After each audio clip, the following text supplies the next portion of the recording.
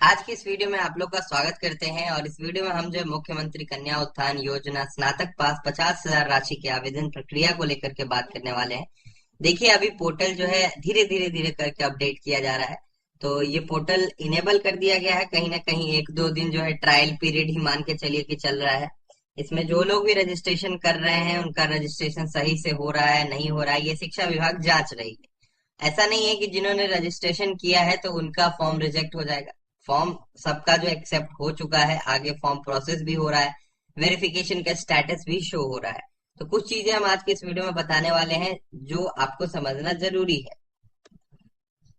तो देखिए यहाँ पे आप लोग का लगातार सवाल ये आ रहा है कि भैया हमने रजिस्ट्रेशन अपने एंड से कर दिया है और अब वेरीफाई नहीं हुआ है अभी तक के, तो ये कैसा सिस्टम है। तो देखिए पहले तो ये चीजें हैं कि आप जब कभी भी अपना रजिस्ट्रेशन पूरा करती हैं उसके बाद आपका जो पूरा पेपर है, जो भी आपने फॉर्म को भरा है, वो वेरिफिकेशन के प्रोसेस में जाता है। ये चीजें कल नहीं दिख रही थी वेबसाइट खुलने के बाद।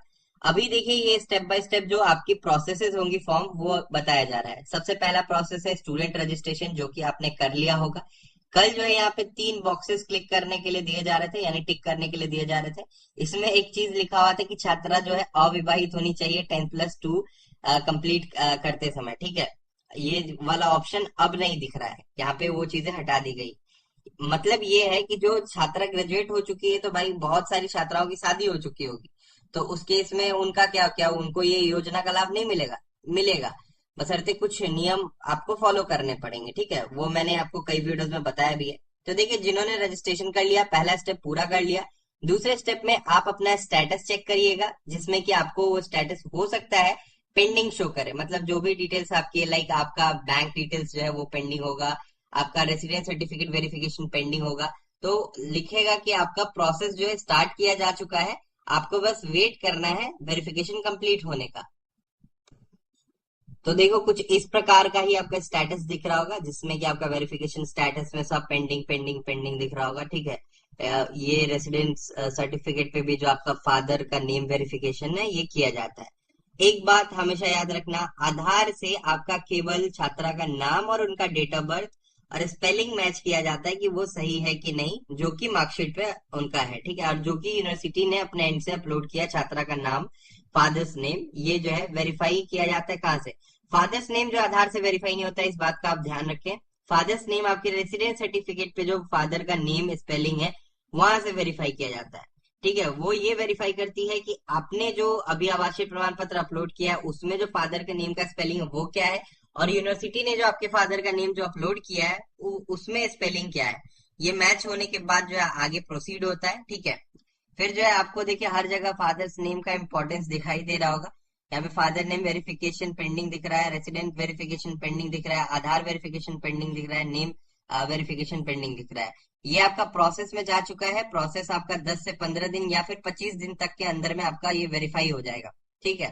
हालांकि शिक्षा विभाग 7 दिनों के अंदर जो है वेरिफिकेशन कंप्लीट करके क्रेडेंशियल प्रोवाइड करती है। क्रेडेंशियल किसे कहते हैं? क्रेडेंशियल लॉगिन आईडी पासवर्ड को कहते हैं। देखिए यहाँ पे लिखा हुआ है, after verification you will got a credential, student will receive credential after full verification. यानी आपका जितना भी वेरिफिकेशन है वो कंप्लीट हो जाएगा तो क्रेडेंशियल मिलेगा।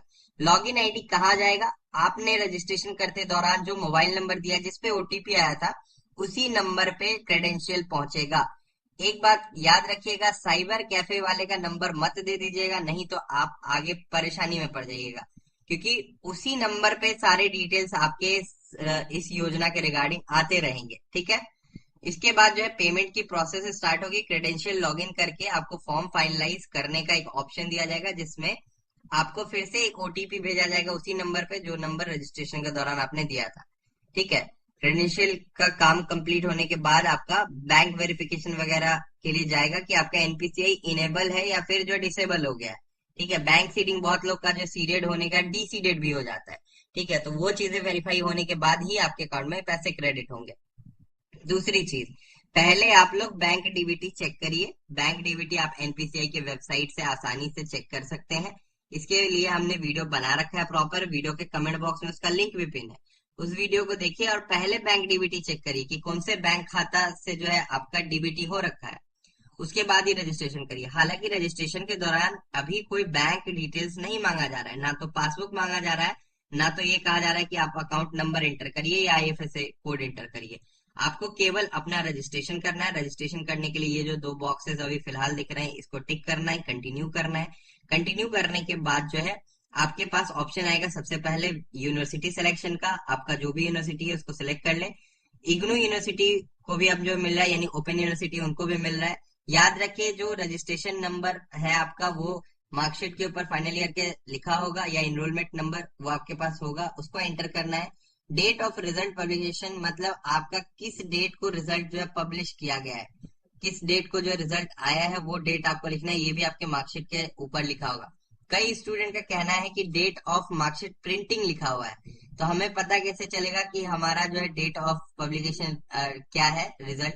तो आपको जो है ये चीजें आपके कॉलेज से या यूनिवर्सिटी से पता चल जाएगी, या आप अगर देखेंगे वेबसाइट के ऊपर तो हो सकता है कि प्रोविजनल रिजल्ट जो जारी हुआ था उसमें डेट ऑफ रिजल्ट पब्लिकेशन दिया हो। ठीक है। उसके बाद मोबाइल नंबर छात्रा का खुद का देना होगा। एक मोबाइल नंबर से एक ही कन्या उत्थान का रजिस्ट्रेशन हो सकता है, और एक ईमेल आईडी से एक ही कन्या उत्थान का रजिस्ट्रेशन हो सकता है। ठीक है, ये हो गया। उसके बाद ये कैप्चा कोड जो एंटर करिएगा, प्रोसीड करिएगा। प्रोसीड करने के बाद जो अगले स्टेप पे आपको और भी डिटेल्स खुलेंगे, जैसे कि आपको मार्कशीट नंबर भरना होगा। उसके लिए भी हमने वीडियो बना रखा है। मार्कशीट नंबर आपके मार्कशीट के टॉप नॉच पे या फिर टॉप कॉर्नर में, या फिर आपका सीरियल नंबर जो है मार्कशीट नंबर हो जाएगा, वो भरिएगा। कैंडिडेट का नाम सही सही भरिएगा, फादर्स नेम सही सही भरिएगा, जन्म तिथि जो है छात्रा का वो सही भरिएगा। उसके बाद जो है ब्लॉक और डिस्ट्रिक्ट जो आपके आवासीय पे है वो भरिएगा। उसके बाद आधार नंबर वैलिडेट करिएगा भर के। उसके बाद जो है आप बिहार राज्य के रेसिडेंट है कि नहीं है वो क्लिक करके आगे प्रोसीड करना है। उसके बाद मार्कशीट आपको अपलोड करनी है। मार्कशीट के बाद आपको जो है रेसिडेंस सर्टिफिकेट का नंबर लिखना है, date of residence certificate issue लिखना है, यानी किस दिन आपका बना है वो लिख देना है। और फिर रेसिडेंस सर्टिफिकेट की स्कैन्ड पीडीएफ कॉपी 400 केबी के अंदर में आपको अपलोड करना है।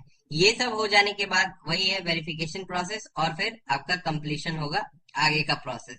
तो बहुत सारी छात्र ये भी पूछ रहे हैं कि भैया हमें ये बता दीजिए कि हमारा जो है नहीं भरा रहा है, हमारा नॉट इन लिस्ट दिखा रहा है, तो क्या करेंगे।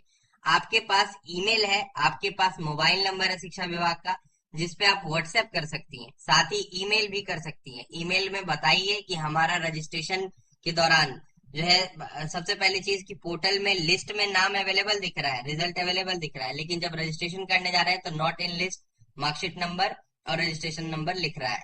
तो इसका जो आपको प्रॉब्लम है, इसके लिए आपको मेल या मैसेज करना होगा शिक्षा विभाग के दिए गए नंबर पे। नंबर कौन सा है, तो एक तो ये नंबर आपको दिखाई दे रहा है। इसके बाद जो आपको नीचे में जो है मुख्यमंत्री स्नातक हेल्प @gmail.com दिख रहा है, इस पे कर सकते हैं, या एक और नंबर जारी किया गया उस पे भी आप कर सकते हैं।